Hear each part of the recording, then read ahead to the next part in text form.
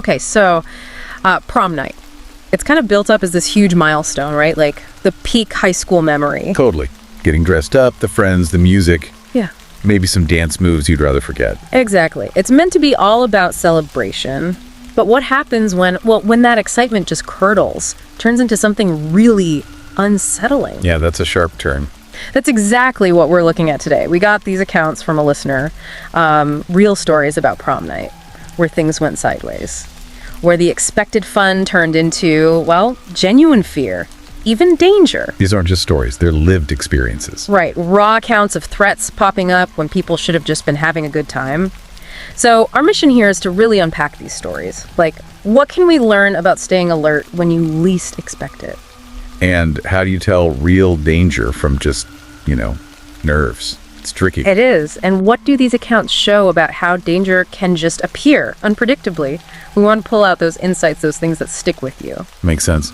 Okay, let's get into it. We've got 3 pretty different stories, but all centered around prom, all showing how that night can expose some real vulnerabilities. Where do we start? First one involves a high school senior. She's getting ready for prom with her fiancé, Mark. Sounds great, but she's also dealing with the fallout from a previous relationship. Ah, okay. Yeah, her ex, this guy Daryl, was 4 years older. They dated briefly, but she ended it when she realized he was, and this is her description, a psychotic asshole. That's blunt. And probably accurate given the context. Well, yeah. The history she describes is intense. Apparently, he got kicked out of the army, had issues with hard drugs, heroin was mentioned, and he just became completely fixated on her after the breakup. Relentless. And not just annoying texts, real stalking behavior. Oh, yeah. He tried to break into her family's house multiple times. It got bad. Wow, okay. Got enough she had to get a restraining order. And get this, her family was so worried they actually moved to a new house. A whole new house. That's a huge step. That shows the level of fear. Definitely. But even with all that, the fear didn't just vanish. She was really hesitant about prom because back when they were dating, they'd talked about going together. She was terrified he somehow knew and would just show up. That just shows how deep that kind of fixation runs, doesn't it? Like restraining orders, moving. Sometimes it feels like nothing can stop someone that determined, especially if their mindset is disturbed. That fear hanging over you must be awful. Absolutely. Her fiancé, Mark, though, he was really supportive. He basically said he wouldn't even suggest going if he didn't feel she'd be safe. That helped her feel a bit better. Okay, so he was reassuring. Yeah, so they decided to go for it. The typical prom thing, limo with friends. Drove about half an hour to this fancy catering hall. Dinner, table with friends, dancing, the usual. But that initial fear was still there, under the surface. Oh, yeah. She said she couldn't shake this feeling he might have found a way inside the venue. Just this constant paranoia. Understandable, given the history. She even mentioned taking like a small shot of vodka someone offered just to try and calm down. And apparently it worked for a bit. Then, after a few hours, the group decided to leave the main prom and head to an after party at a friend's place, Melissa's. Okay, shifting locations. Right. As they were walking outside to get their rides, she saw something, and it just sent this jolt of fear right through her. What was it? An unlit car just parked there outside the venue. Someone inside, wearing a baseball hat, looking down.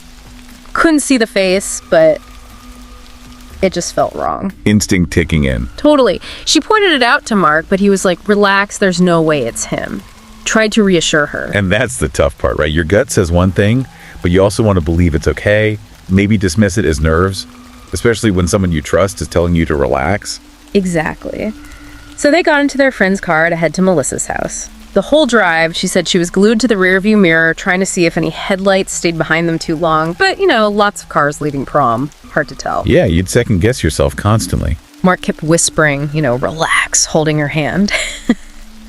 She said his presence did help calm her down after a while. His support was clearly vital for her emotionally, but it also might have unintentionally sort of dampened the alarm bells that maybe should have been ringing louder. Right. Anyway, they get to Melissa's. Typical after party, maybe 20 people coming and going. They hung out for a while, and then eventually she and Mark decided to head back to his place for the night. Okay. Mark's sister picked them up.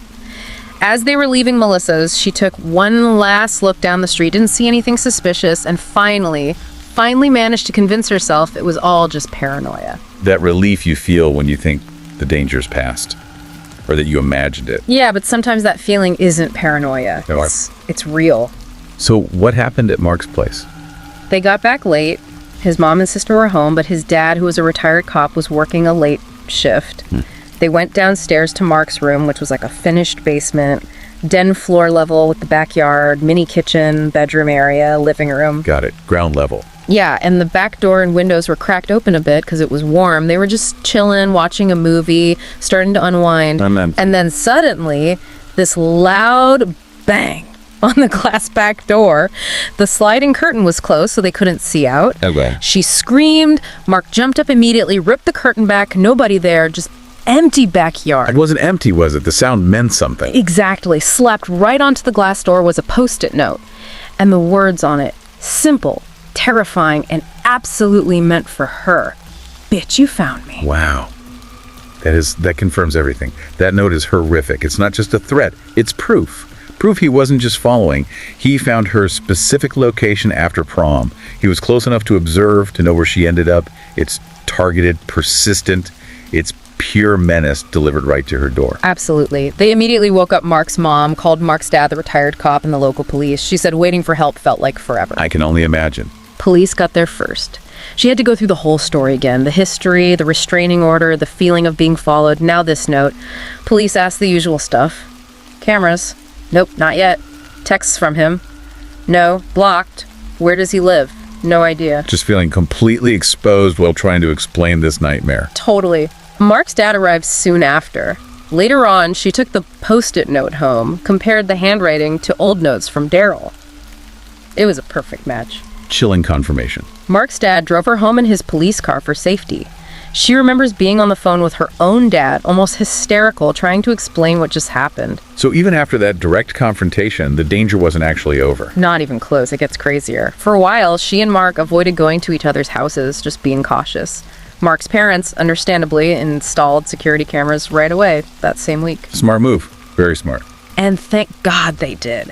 Because one night, maybe a week later, one of the new side cameras picked up motion. It sent an alert to Mark's dad's phone.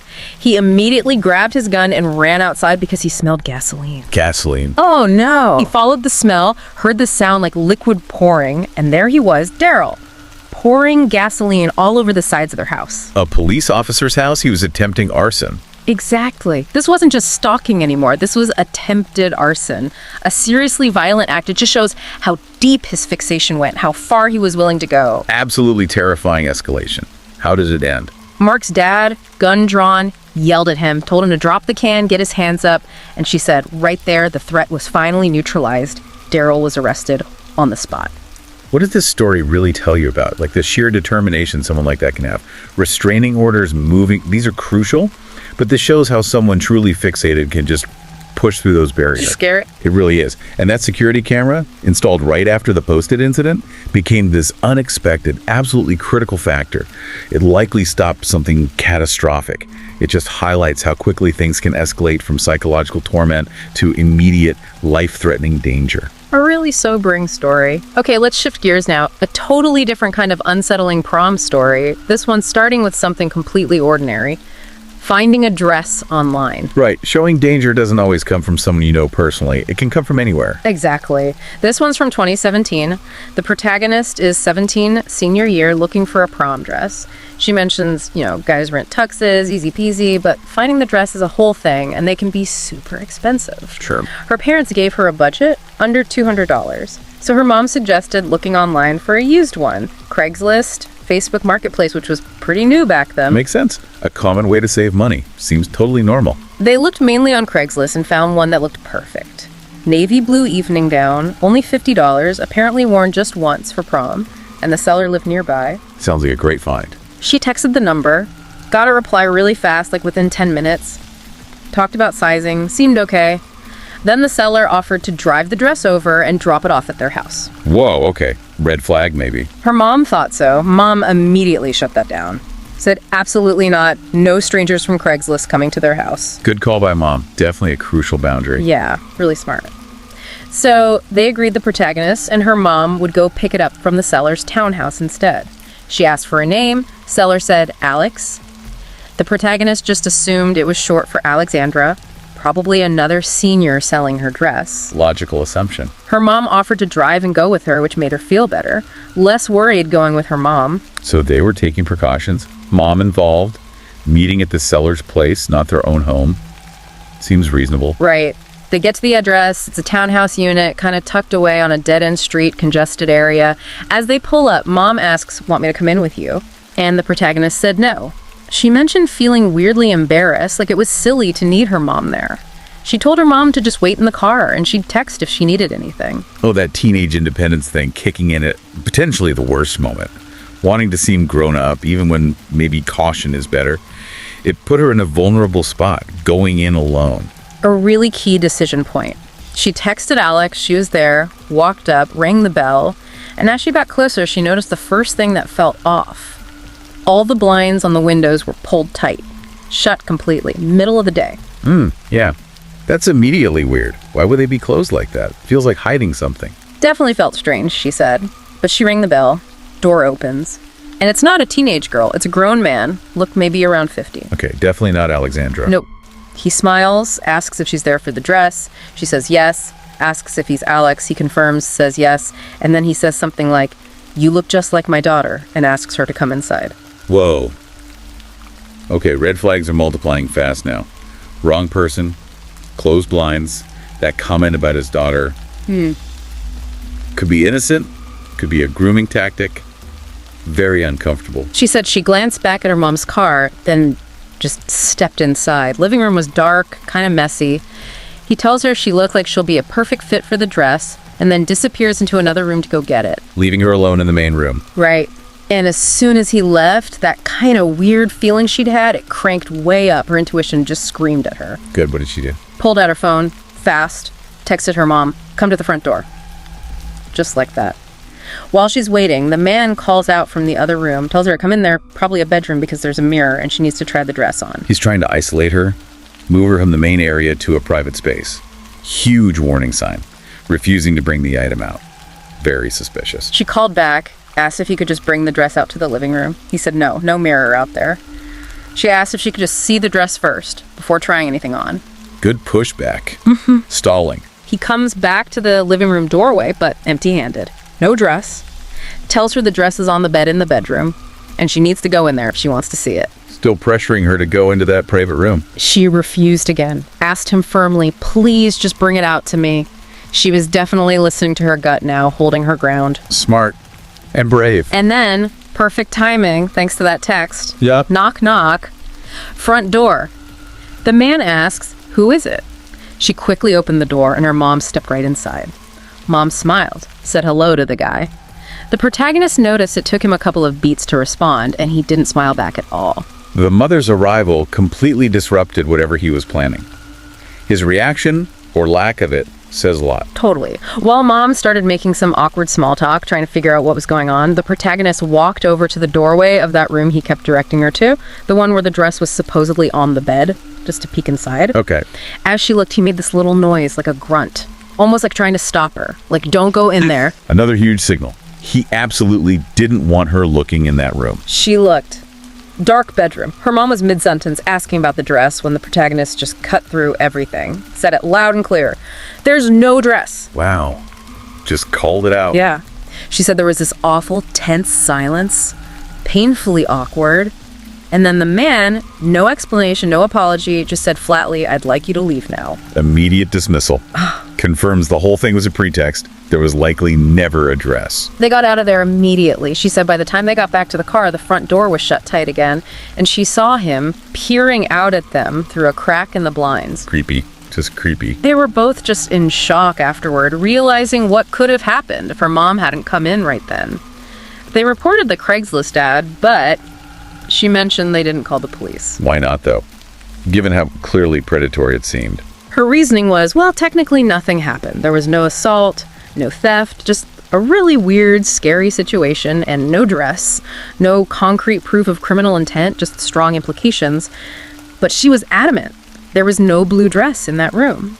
His goal was clearly getting her alone in there. Yeah, this is a classic online luring attempt, using a normal transaction as bait. The flags were all there.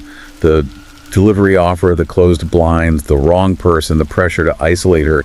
Even without a physical crime being completed, the intent seems crystal clear. Absolutely. She said she's incredibly thankful she listened to her mom about not giving out their home address initially. She ended up finding another used dress safely online, had it shipped, but she shared the story because it still haunts her, a reminder. And it really hammers home why trusting your gut, that internal alarm, is so vital, especially when meeting strangers from online. Your brain picks up on things, subtle cues, that feeling of offness. It needs to be respected. Her feeling was right, and her mom's intervention was absolutely critical. It likely prevented something awful. It really does. Okay, for our last story, we're shifting again. This one looks at high school social dynamics. How something like rejection, which happens all the time, can sometimes spiral into something genuinely dangerous. Right. An event that seems merely awkward to most can be interpreted very, very differently and dangerously by someone else. It highlights that internal perception versus external reality. This story involves a kid named Joshua. He'd moved to their high school freshman year, apparently had a tough time fitting in, had a couple of friends, but wasn't really part of the main social scene. Okay, kind of an outsider. Yeah, and the main incident happened one day at lunch. The protagonist had already asked his date, Natalie, to prom, and she'd said yes. They were all set. Got it.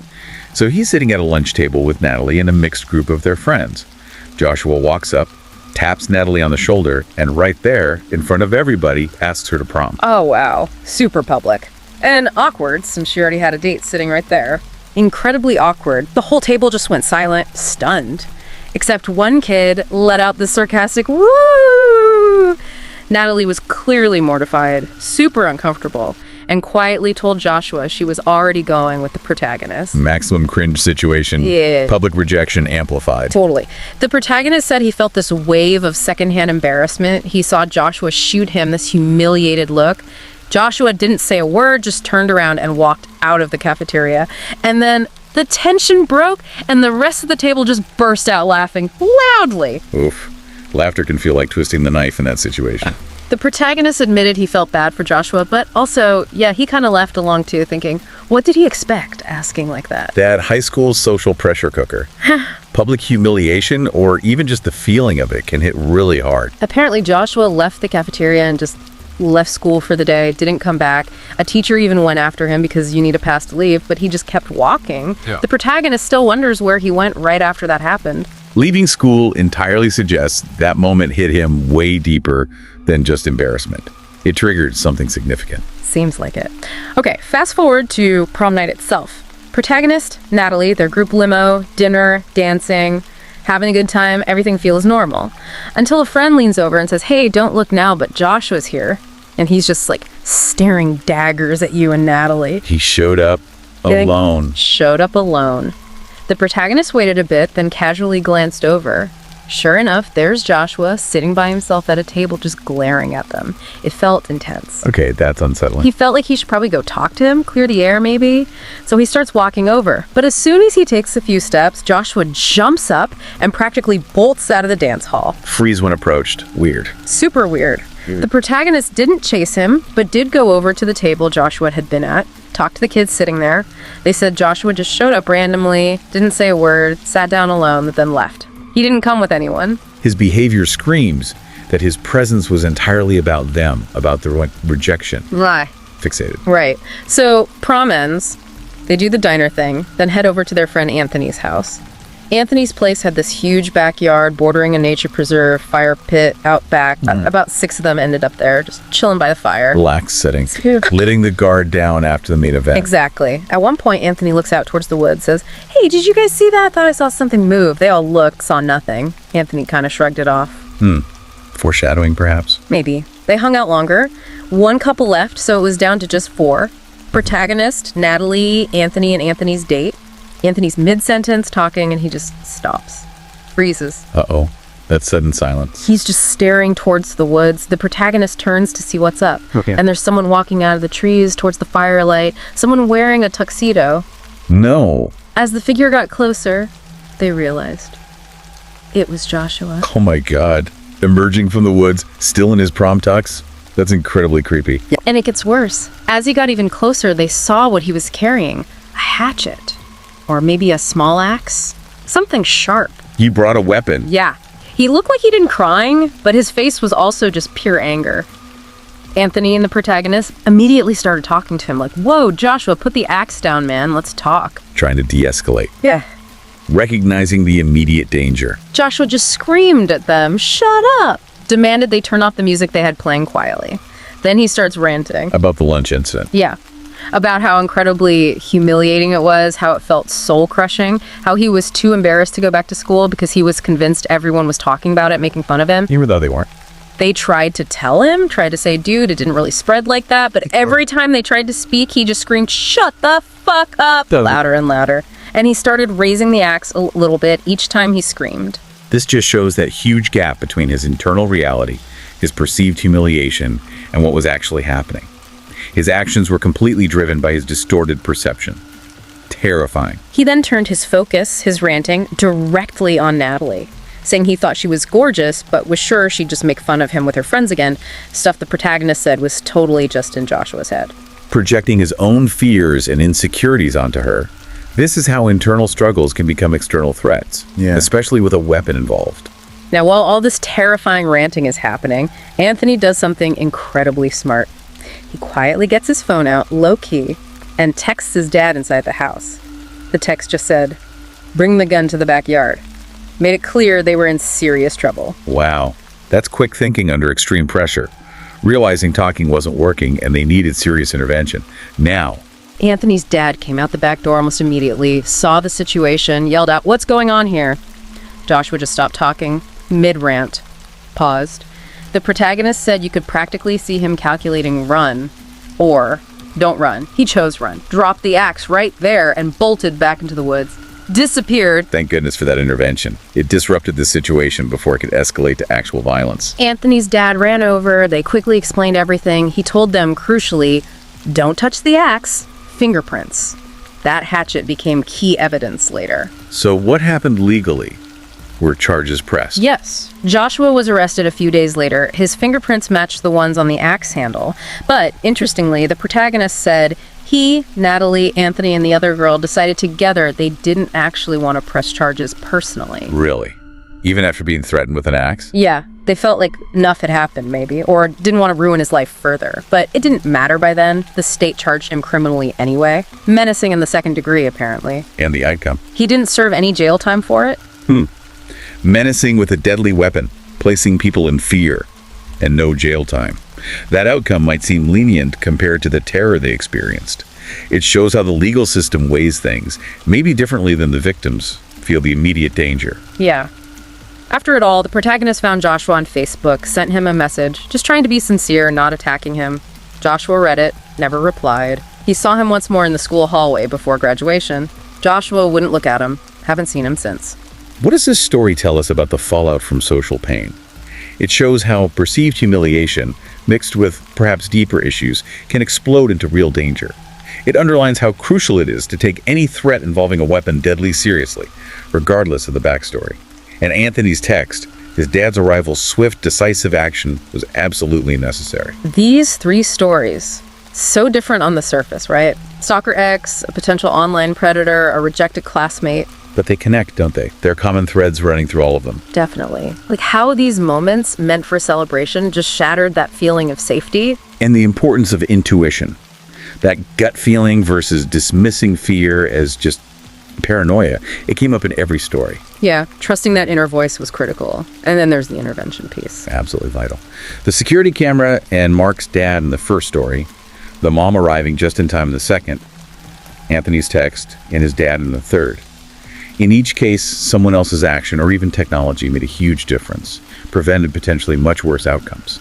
As you heard, these nights that should have been highlights revealed some deep vulnerabilities. You heard how crucial it is to listen to your gut, even if people tell you you're overreacting. You saw how quick thinking or just having someone else there changed everything. It really leaves you thinking, doesn't it? Yeah. Considering these accounts, how do you find that balance? The balance between wanting to feel safe, wanting to just enjoy those big life moments, and needing to stay aware, needing to trust your instincts when something feels truly deeply wrong. It's a constant negotiation we all navigate. It really is. It requires being present, even when you just want to relax and celebrate. Well, we hope unpacking these stories together gave you some valuable perspective to think about. Thanks for joining us for this deep dive. We encourage you to reflect on what you've heard today.